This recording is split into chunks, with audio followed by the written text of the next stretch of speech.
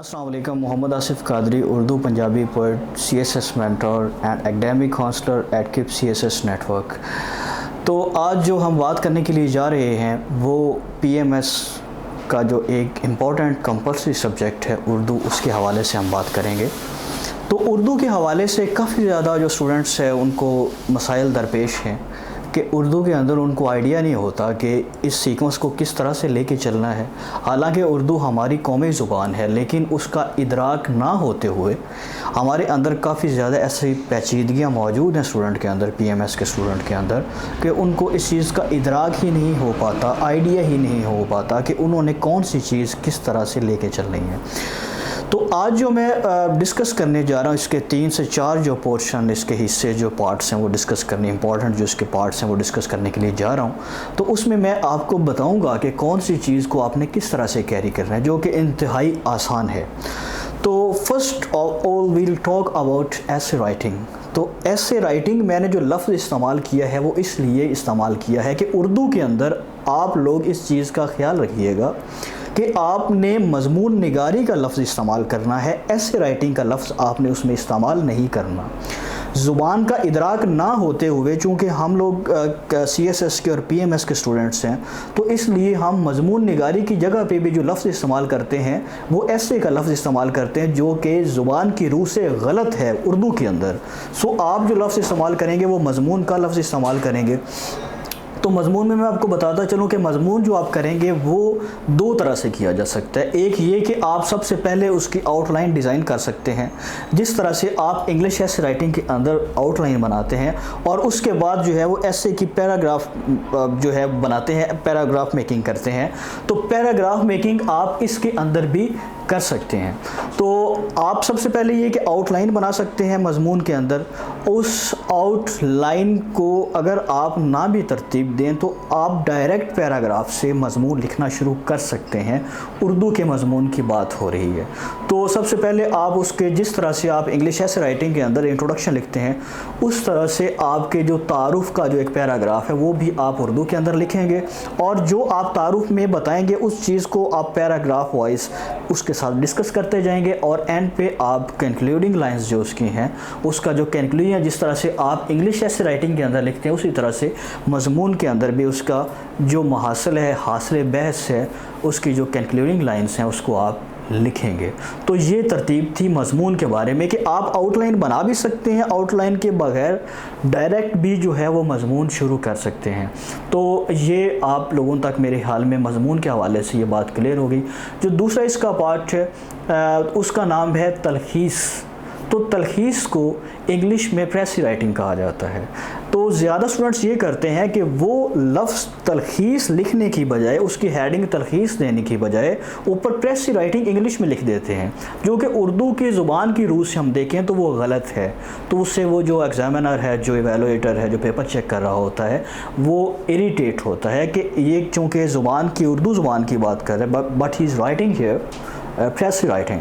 تو آپ precis writing کی جگہ پہ تلخیص کا لفظ استعمال کریں گے, اور تلخیص اسی طرح سے 1/3 جس طرح سے پریسی کی جاتی ہے اسی طرح سے 1/3 آپ نے کیا کرنا ہوتا ہے, اس پیراگراف کی تلخیص کرنی ہوتی ہے. اور پریسی کی طرح جس طرح سے آپ ٹائٹل سجیسٹ کرتے ہیں اسی طرح سے یہاں پہ ٹائٹل کی جگہ پہ آپ جو لفظ استعمال کریں گے وہ ہوگا عنوان. تو بات کچھ اس طرح سے ہے کہ آپ نے 2 باتیں میں نے امپورٹنٹ اس میں بتائی ہیں کہ آپ پریسی کا لفظ اس میں استعمال نہیں کریں گے بلکہ لفظ استعمال کریں گے تلخیص کا. اسی طرح سے 1/3 کریں گے, اس میں اس کا آئیڈیا کلیئر ہونا چاہیے جس طرح سے انگلش پریسی کے اندر اس کا آئیڈیا کلیئر ہوتا ہے, اور اس کے بعد آپ اس کا عنوان تجویز کریں گے. تو یہ میں نے آپ کو تھوڑا سا جو حصہ بتایا ہے وہ تلخیص کے اوپر بتایا.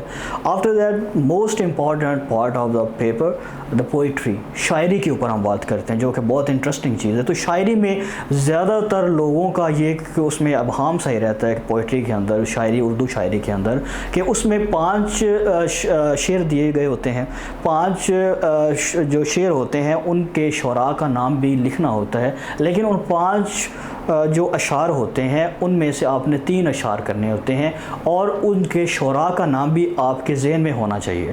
اب یہ پراپر کسی سلیبس کا یا کتاب کا حصہ وہ شعر نہیں ہوتے جس کی آپ نے تشریح کرنی ہوتی ہے۔ مطلب ایک شعر آپ نے لکھا، اس کے نیچے اس کے شاعر کا نام لکھا، پھر آپ نے مفہوم مطلب اس شعر کا مطلب لکھا، اور اس کے بعد آپ نے اس کی تشریح شروع کر دی۔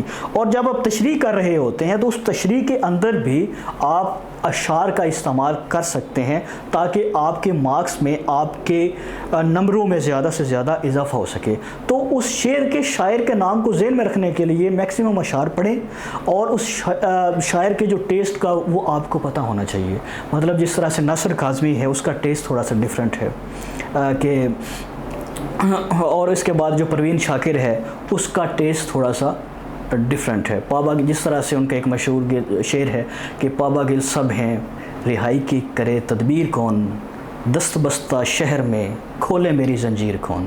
تو ان کی شاعری کا جو سوز ہے وہ الگ سے۔ ناصر کاظمی جو ہے ان کی شاعری کا ایک الگ سے لہر ہے کہ دل میں ایک لہر سی اٹھی ہے ابھی، کوئی تازہ ہوا چلی ہے ابھی، شور برپا ہے خانہ دل میں، کوئی دیوار سی گری ہے ابھی۔ تو اس کا پھر ٹیسٹ آپ کو الگ سے دیکھنا چاہیے کہ یہ شعر جو ہے یہ ناصر کاظمی کا ہے یا کہ پروین شاکر کا ہے، یا کس کس کا یہ شعر ہے۔ تو اس کے لیے آپ کو شاعری، اسی طرح سے مرزا غالب ہیں، تو مرزا غالب کے جو پوئٹری کا جو انداز ہے، ان کی جو شاعری کا انداز ہے وہ تھوڑا سا ڈیفرنٹ ہے، تو اس لیے ان کی شاعری کو بھی آپ، ان کے کچھ اشعار کو بھی آپ پڑھیں گے۔ اس طرح سے جو علامہ اقبال صاحب کی جو شاعری ہے ان کا جو انداز ہے وہ تھوڑا سا الگ ہے۔ تو ظفر اقبال صاحب ایک بہت خوبصورت شاعر ہیں، ان کا بھی سلیبس میں کافی زیادہ غزلیں موجود ہیں، ان کا بھی کچھ شعر پوچھا جا سکتا ہے کہ جن کا ایک بہت مشہور شعر ہے کہ جھوٹ بولا ہے تو اس پہ قائم بھی رہو ظفر، آدمی کو صاحب ایک کردار ہونا چاہیے۔ تو اس طرح سے ہر شعر کا جو ٹیسٹ ہے وہ ڈیفرنٹ ہے۔ اس کے لیے آپ کو شاعری کو پڑھنا پڑے گا، اشعار کو پڑھنا پڑے گا، اور اس کے بعد ہی آپ کو ادراک ہو سکتا ہے کہ یہ کس کا شعر ہے۔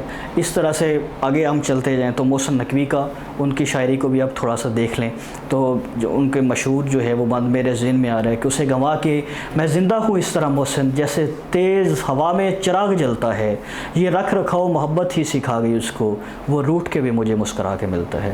تو شاعری کے اندر یہ کہ آپ شعر لیں گے، دوبارہ سے بتا دوں، اس کا آپ شاعر کا نام لکھیں گے اور مفہوم لکھیں گے، مفہوم کے بعد اس کی تشریح لکھیں گے، اور تشریح کے اندر بھی کوشش کریں کہ کافی زیادہ اشعار کا آپ حوالہ دیں۔ تو یہ 3 جو امپورٹنٹ پارٹس ہیں یہ میں نے آپ سے ڈسکس کر لیے ہیں، اور ایک امپورٹنٹ پارٹ اس میں ٹرانسلیٹ انٹو اردو والا ہوتا ہے کہ آپ کو ایک انگلش میں پیراگراف دیا ہوتا ہے، اس کی آپ نے ٹرانسلیشن کرنی ہوتی ہے۔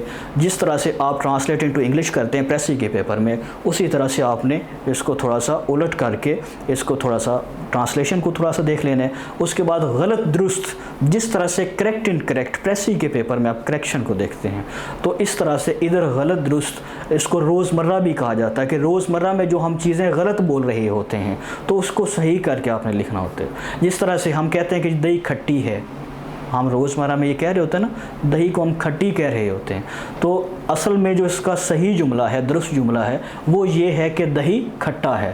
تو اس طرح سے غلط درست کو آپ پڑھیں گے، اس طرح سے محاورات کو آپ پڑھیں گے۔ تو یہ پراپر ایک امپورٹنٹ اس کا پارٹ تھا اردو کے پیپر کا۔ میں نے ایک سٹرکچر آپ کو کھینچ کے دے دیا ہے کہ اس کے مطابق جو ہے آپ اس پیپر کو دیکھیں گے اور اس کو اس حساب سے آپ ڈیزائن کریں گے، اور اردو زبان کی روح سے آپ اس پر بات کریں گے۔ تو یہ جی کچھ ایک ڈسکشن تھی، ایک میں نے اس کو کمپوز کیا اپنے الفاظ کے اندر، آپ لوگوں تک پہنچایا۔ میرے خیال کے مطابق کافی زیادہ اسٹوڈنٹس ہیں وہ اس سے مستفید ہوں گے، کافی زیادہ اسٹوڈنٹس سے فائدہ لیں گے، اور آپ لوگ اگر اسی طرح سے اردو کا پیپر PMS کا ڈیزائن کرتے ہیں، اس کو لکھتے ہیں، تو میرے خیال کے مطابق اس کو 60+ 70 تک 75 تک سکور کیا جا سکتا ہے۔ تو آج تک کے جو ہماری گفتگو ہے اس کا جو اختتام ہوا چاہتا ہے، اس کا وقت ختم ہوا چاہتا ہے۔ ایک نئی ویڈیو کے ساتھ پھر نیکسٹ ٹائم آپ کی خدمت میں حاضر ہوں گے، نئی زبان و بیان کے ساتھ، ایک نئے انداز کے ساتھ، نئے میٹیریل کے ساتھ آپ کی خدمت میں حاضر ہوں گے۔ تب تک کے لیے اجازت دیجیے، اللہ نگہبان۔